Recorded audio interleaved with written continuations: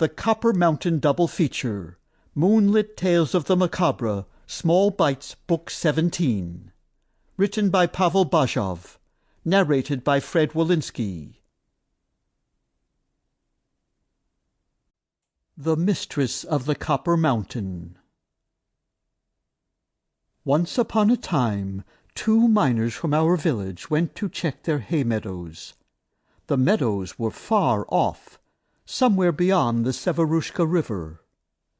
It was a holiday, and an awful hot day, too, just as steamy as it gets. Both these guys worked in the mines, at Gumeshki, that is, mining for malachite and lapis lazuli, and from time to time they stumbled onto some nice copper or some such. One of them was a young single fellow. Even so, his eyes were already tinged with green. The other one was older, and worn out altogether. His eyes were green, his cheeks were greenish, and he coughed all the time. The woods were as nice as ever. Birds sang happily, and light steam rose up from the soil. The 2 of them got all hot and drowsy. They got to the Kragnogorsky mine, where iron ore came from in those days. They stretched out in the grass under a rowan tree, and passed out. Suddenly the young fellow felt as if someone was nudging him, and woke up. He looked around, and saw a woman sitting on a pile of ore by a large rock.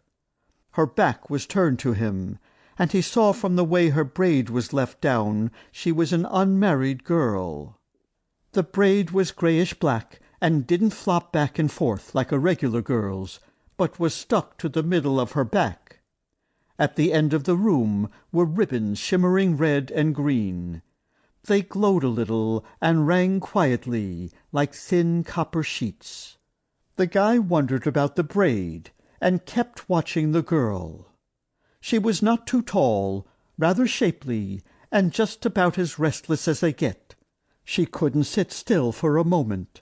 She leaned forward as if to look at something by her feet, or backwards, or sideways, or the other way.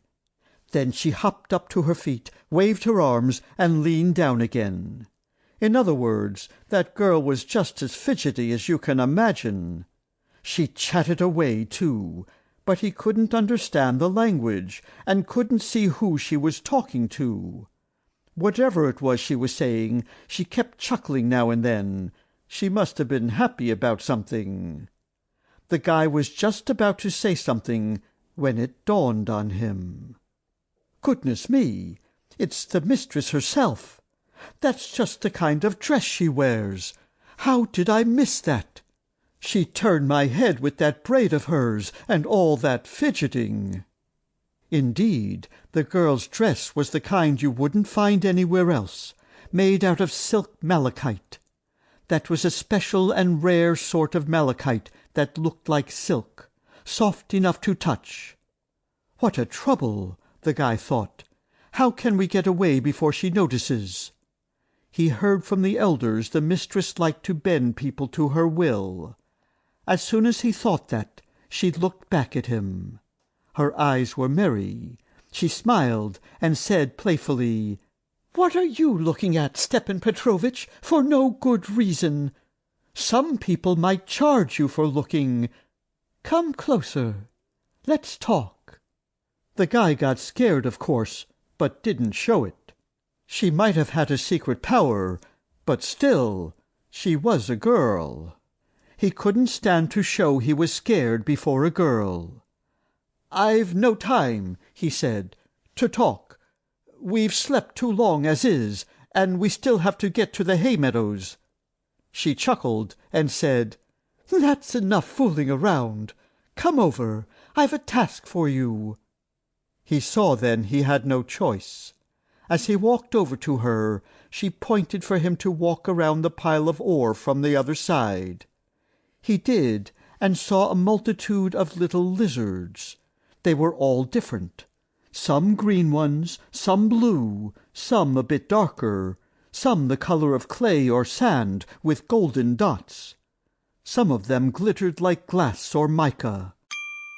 Sample complete. Ready to continue?